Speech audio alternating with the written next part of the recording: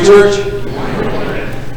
Before we get to the lesson this morning, allow me to remind you about a couple of things.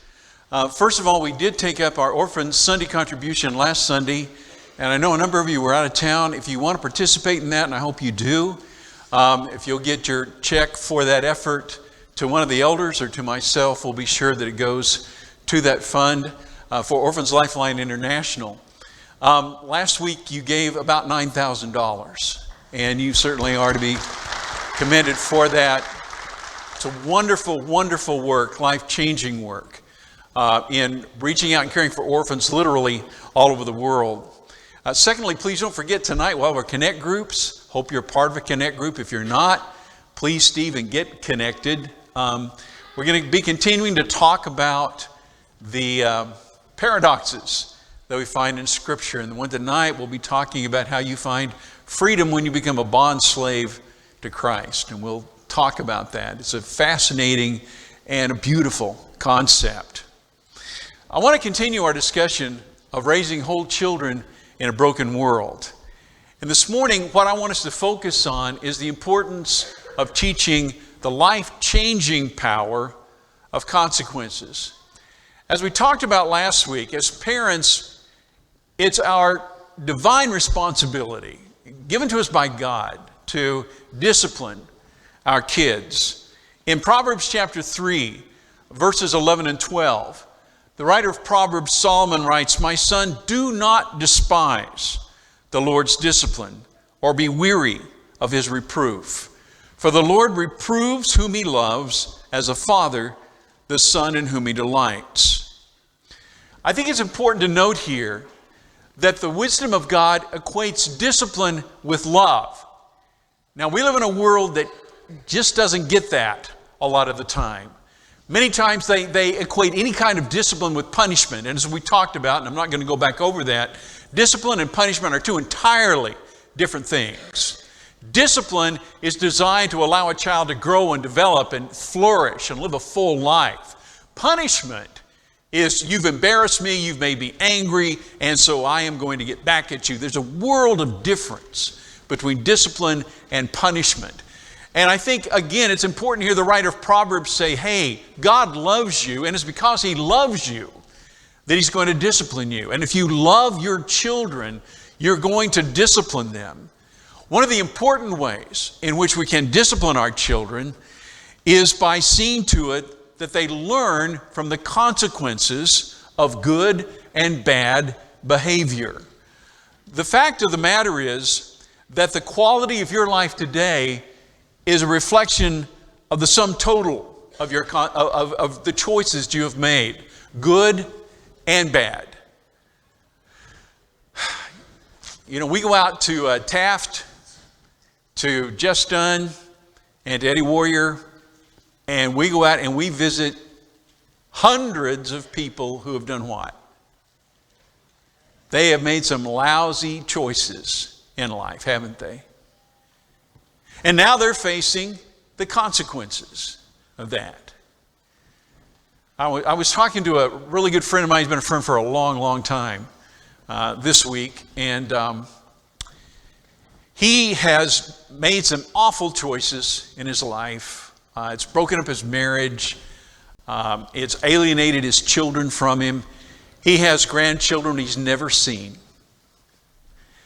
And we were talking, and I was telling him about this series that I'm doing, and he said, Dan, feel free to use me as an example of what happens when you make bad choices and the consequences you face when you make those bad choices. Because he said, I'm living with them, and it breaks my heart every day that I have to face the consequences that I do because of the poor choices that I made in my life.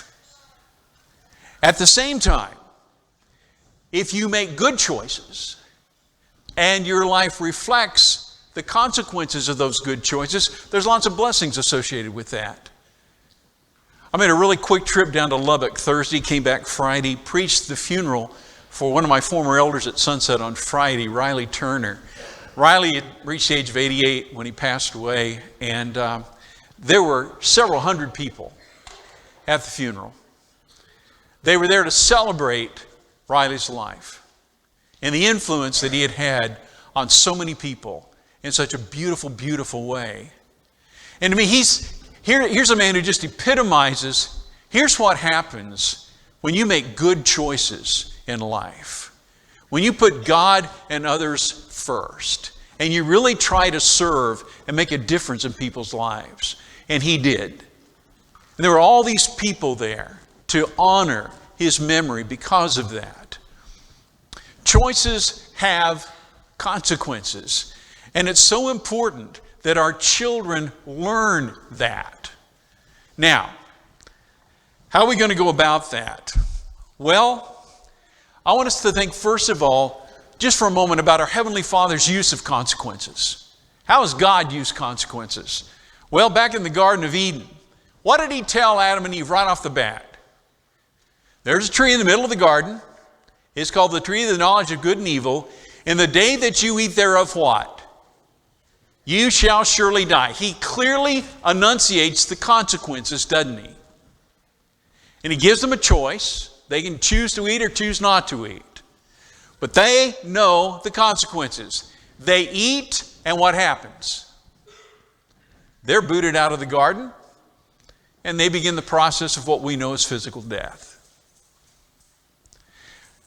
In the covenant of blessing and cursing, in Deuteronomy 28 through 32, if you're not familiar with that passage, it's right at the end of the book. Moses is sharing with the people right before they go into the land. He's saying, listen, I just want to remind you about your relationship with God and the consequences that go with obedience and disobedience. If you obey him and you go into the land, it's going to be a land flowing with milk and honey. Your crops are going to do great. You're going to have peace from your enemies. Life's going to be good. If you don't, then you're going to face drought, and you're going to face insects, and you're going to face enemies, and you're going to face all kinds of things without my help. I just want you to understand the choice is yours, and there are consequences to those choices. In Matthew chapter 7, verses 1 through 5, in the Sermon on the Mount, as Jesus warns about harshly judging others, remember what he says, judge not lest you be judged, for with what judgment you judge, you shall be judged. And with what measure you meet, it shall be measured to you. What's he saying? There are consequences to how you treat other people, aren't there? And if you deal with them harshly, expect to be dealt with harshly. That's just how it works. Galatians 6 verse 7, I think, kind of sums this up. Don't be deceived. God is not mocked. For whatever one sows, that will he also reap. There are consequences to the choices that you make. Now, I really believe that there are two major mistakes that many parents make, and I want us to consider those for a moment. The first one is this: it's softening the consequences of your children's poor choices. Early on, even little ones need to understand that there are consequences that they face when they make poor choices. You take your kids to the amusement park, and you hand them each a $10 bill. And you say, okay, this is what you can spend. We'll take care of the rides. This is what you can spend on buying souvenirs or food or whatever you want to do. Okay, you get $10. Billy Bob comes back 2 hours later with tears in his eyes, and he has found exactly what he wants to get in this gift shop, but he's already blown his $10 pitching hoops, trying to get a bear, and he didn't get the bear, and he spent all his money. Please, please, please, can you give me $7 so that I can get this? No. Honest, if you love him, no. You knew what you had to spend. It's important in something as soft as this, okay, that you face the consequences of making the decision that you made. Because later on, the choices are going to get harder and the consequences much bigger. It's so important that we teach them early about this. And here's one that really hurts me, and I see this too often: enabling your children to entirely avoid the consequences of poor choices. I think about a young man I knew who his dad, there is no telling how much money his dad had spent on lawyers and legal fees and stuff, springing that kid out of problems that he would get into. And he just got in deeper and deeper in worse and worse stuff until finally he did something so severe that it got him tossed in for a felony, and there was no way that daddy's money and daddy's lawyers could get him off. Now I'm positive that dad intended to just take care of his child, that he thought he was watching out for the welfare of his child. In reality, he was enabling his son. There was a kind of codependent relationship there that's not a healthy one. Our sacred role as parents is to prepare our children for life. That's what our role is to be, not to serve as enablers or codependents. And too often, if we're not careful, in the misguided name of love, we do a disservice to our children by not allowing them to face the consequences that they need to face if they're going to learn how to live in this life and make proper choices. Now, using the learning tool of consequences, I really do believe, makes life a whole lot simpler. I wish now, looking back, that I'd learned these lessons a whole lot earlier than what I did. The younger ones caught this more than the older ones did. But I believe these principles are very, very important. If you learn how to use consequences, you can eliminate nagging. Now, you know what I'm talking about. Jimmy Joe, take the trash out, please. Jimmy Joe, take the trash out, please. Jimmy Joe, take the trash out, please. Jimmy Joe, get yourself in here and take the trash out. Isn't that how it works? Way too often. When's Jimmy Joe going to take the trash out? When mom and dad have gotten absolutely furious and are tired of nagging, and until then the trash is going to stay right in the can. Why? Because Jimmy Joe has figured out, man, I can go several days extra, and it's going to be just fine before I have to take the trash out, because they don't really mean it. And I know by tone of voice when I push them too far, and then here we go. With consequences, and we'll talk more about this in just a second, you eliminate nagging. I hate nagging. You hate nagging. I like to be nagged. I don't like to nag. Who does? It's not healthy in a relationship. It's not healthy in a marriage. It's not healthy with your kids. Consequences eliminate nagging. Secondly, the peril of a knee-jerk, what I call a knee-jerk reaction, is removed. If everybody ahead of time knows the rules, knows the consequences, and we'll talk about this in a second, man, it makes things easier. Because as a parent, I don't get so upset that I make a stupid decision about, you're grounded for life. Just get up there and I'll call you out in 4 days or whatever. Just go. Get out of my sight. That's not discipline. That's human, but it's not discipline, okay? And we let ourselves get in those kinds of situations, don't we? And our knee jerks, and boy, here we go, because we're upset, and so bam, we fly off the handle. That's not good. In multiple ways, that's not good. And if you're using consequences to teach your children about the choices they make, you eliminate knee-jerk reactions. They won't happen. Thirdly, and this is very important, all the players know the rules. I would strongly encourage you, depending on the age of your children, but if they're old enough to understand this, sit down with them at the kitchen table, write out a list of duties. I'm talking about you take out the trash, you clean off the table, you put the dishes in the dishwasher, you make your bed, you take your clothes to the laundry, you mow the lawn. That's the kind of stuff I'm talking about. Duties that they have a responsibility, I believe, to help with. And you delineate who's going to do what when. And it's right there on a sheet of paper.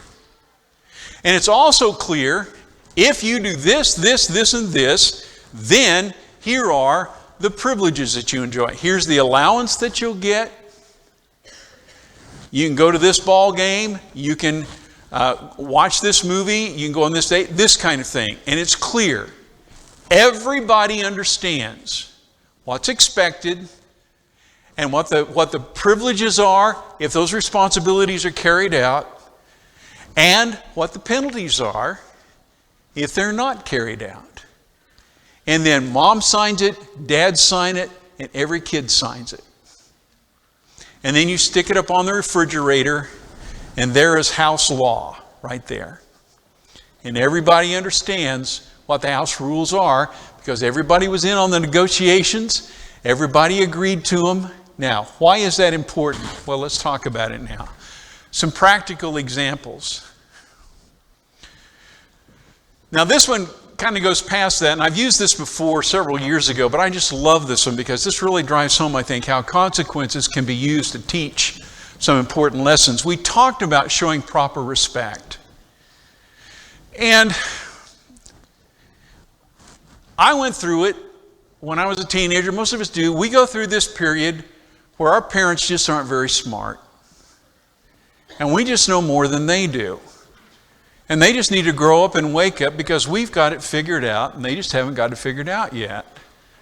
And so there are times when we need to lecture them about how things ought to be and bless them with our wisdom. Now, sometimes this can be done in a pretty disrespectful manner, can't it? One fellow was tired of his daughter just constantly looking down her nose and shaking her head and blowing out the sighs and all the things that go with living with ignorant parents. And when she got really upset, she would go to her room and slam the door when she went to her room, just to show. And so she pulls that one day, leaves the table, having heavily sighed and properly expressed her emotion. And she goes to her bedroom and she slams the door. And Dad goes over and takes the door off the hinges and sets it off on the wall. And immediately she's like, "What did you just do?" "I just took your door off the hinges because I'm tired of you slamming it. And I want you to know for the next 30 days that door stays off the hinges. You're not going to have a door in your room." "Dad, you can't do that." "Oh, yes, I can.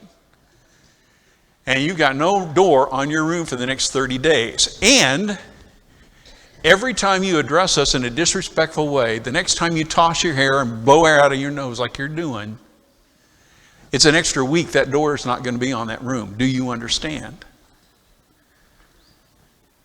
Guess what? After 30 days, the door went back on the room. It wasn't a problem. What happened? Clearly delineated consequences. Dad meant it. She understood that. It's amazing how that can cause behavior to adapt, isn't it?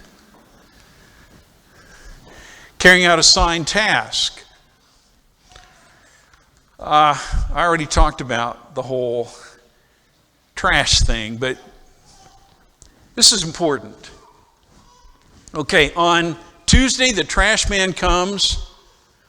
On Monday, I want you to be sure that every wastebasket in the house has been emptied out and put in the trash barrel, and the barrel's been taken, or the container's been taken out front by the road. Okay, that's your job, Billy Bob. Now, if Billy Bob doesn't take out the trash, and he has signed the agreement, folks, remember, it's on the refrigerator. He signed it. Mom and Dad has signed it. He knows exactly what his responsibility is. But Billy Bob is just so busy that Billy Bob doesn't notice, even though trash is flowing out on the floor, that the trash needs to be taken out. Mom doesn't pick up the trash. Dad doesn't pick up the trash. Do you understand? Because that's not Mom and Dad's job. That's Billy Bob's job. And Billy Bob hadn't picked up the trash. Trash man comes, and the trash hasn't been taken out, and it doesn't get picked up. And Billy Bob comes into Dad, and he says, Dad, I need a ride to the game tonight. And what does Dad say? You ain't going to the game tonight. You signed it.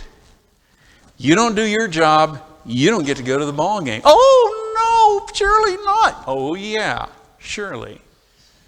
No argument, no knee jerk. You signed it, you agreed, that's what it's going to be. You think you'll take out the trash next week? Think you'll have to be nagged or reminded? No. Mom and Dad mean it. His name's on the wall. It's fixed. This is the way it is.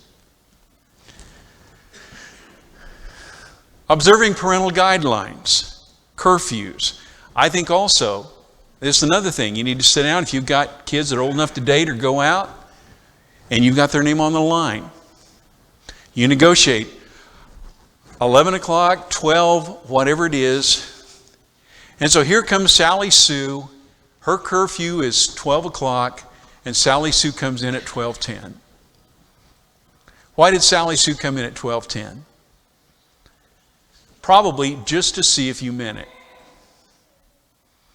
Because they're going to check you out. We're going to talk about boundaries. And one of the things kids are going to do, they're going to check out boundaries, see if you really mean it. She comes in at 12:10. You really mean it. The next morning, see, you don't say anything, Sally Sue. She comes in next morning. At breakfast, you tell Sally Sue, well, you're not going out with Billy Bob this week. Oh, why not? Because we had an agreement that you come in at 12 o'clock. You came in at 12:10. You call him and tell him you can't date him this week. Oh, that's not fair. Oh, yes, it is. You signed it. No arguing. None of this. It's in writing. Here's the consequence. Here's the choice. If you want to go out, you will come in before midnight. You will. That's the rule. You agreed to it. Do you see how simple it makes life in so many ways? And everybody knows the rules. You see, part of the problem is in so many households, Mama doesn't know the rules, Daddy doesn't know the rules, the kid don't know the rules. And so Mom and Dad are in this, you run to Mom, or you run to Dad, then you run back to Mom, or you run back to Dad because you may get a different answer from Dad than you got from Mom. And all kinds of games are being played, and there's a lot of confusion and not a lot of clarification, and it's a mess. And it doesn't have to be that way. And consequences are a powerful way of making sure that our children are being trained up in the way that they should go.